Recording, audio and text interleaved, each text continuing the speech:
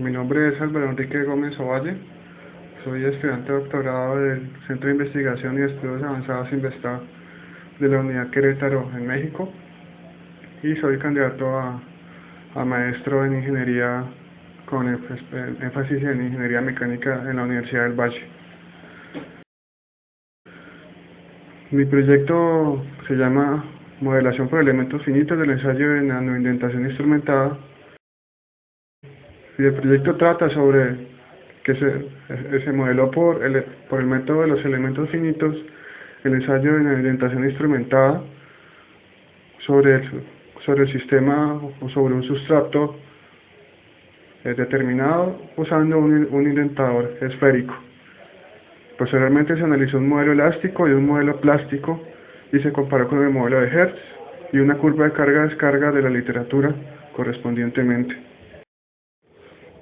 Los objetivos son los siguientes. Objetivo general: analizar la mecánica de contacto general en el proceso de nanoindentación instrumentada sobre un material de uso en ingeniería por medio del método de elementos finitos. Y consta de 3 objetivos específicos. El primero, caracterización mecánica del material a analizar a través de un ensayo de tensión para generar el modelo elastoplástico del problema. 2. Calibración del equipo de nanoindentación instrumentada, esto es, la compliance y la función de área de la punta a usar.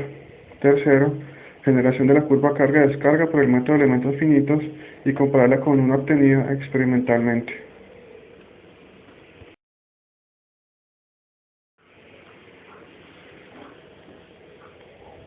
Primero se explicará en qué consiste el método de nanoindentación. Básicamente, a través del ensayo de indentación se hace una carga axial de una punta con una geometría determinada sobre un sustrato con sus características mecánicas particulares.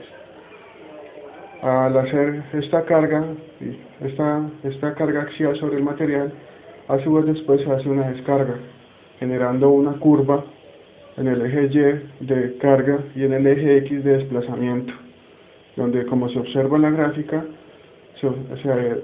ocurre una histéresis de tal forma que al final ocurre una deformación plástica en el material. De esta forma, para generar el modelo elastoplástico se usan los datos de un ensayo de tensión, por ejemplo, si es un material en bol, para generar el modelo elastoplástico. Es importante también considerar que se considera un modelo de elasticidad reducido, ya que hay una combinación por el contacto entre la punta y el sustrato. Y pues también es importante mencionar que la parte de carga es elástica y la parte de descarga es elastoplástica. Por lo tanto, la parte de carga se puede modelar por el método de Hertz.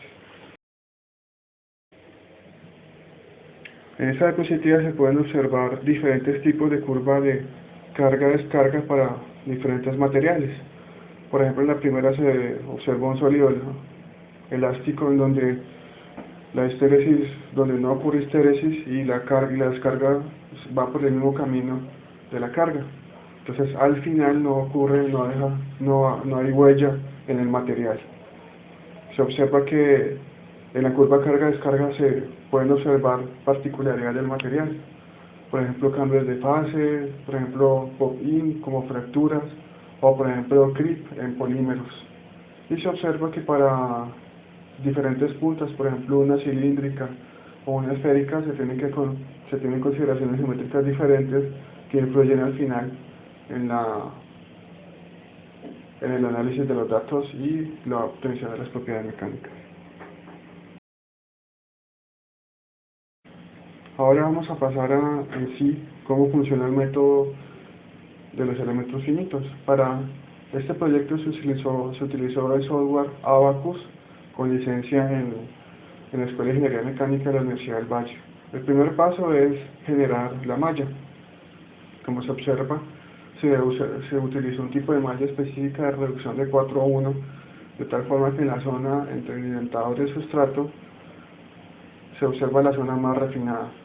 Se observa además que solo se toma la mitad del ensayo, ya que existe simetría y es bueno hacer estas reducciones porque reduce el costo computacional del ensayo.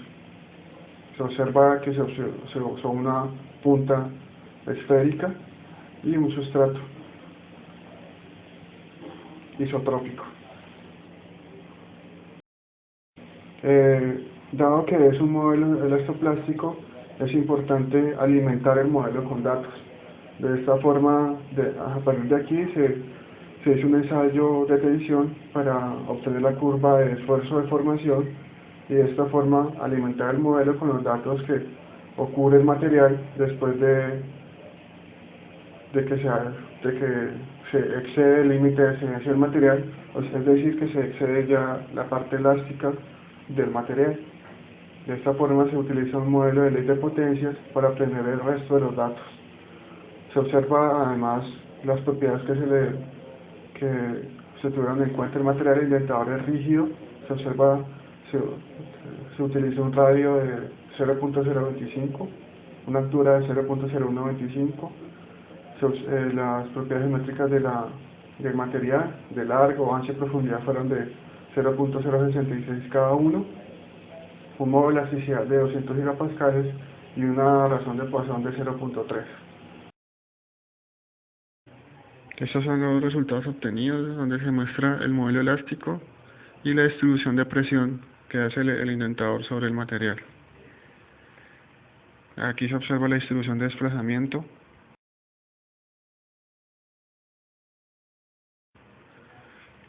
Al final, para corroborar la veracidad de los resultados, se compara con el modelo de Hertz para el control de desplazamiento en el material. Eso se debe a que uno en el ensayo de indentación uno puede controlar cuánto quiere indentar el material o cuánto esfuerzo se quiere que el indentador haga sobre el material. Aquí se observa que se obtienen excelentes resultados comparando con el modelo de Hertz. Otro aspecto importante en el análisis es mirar el análisis de convergencia.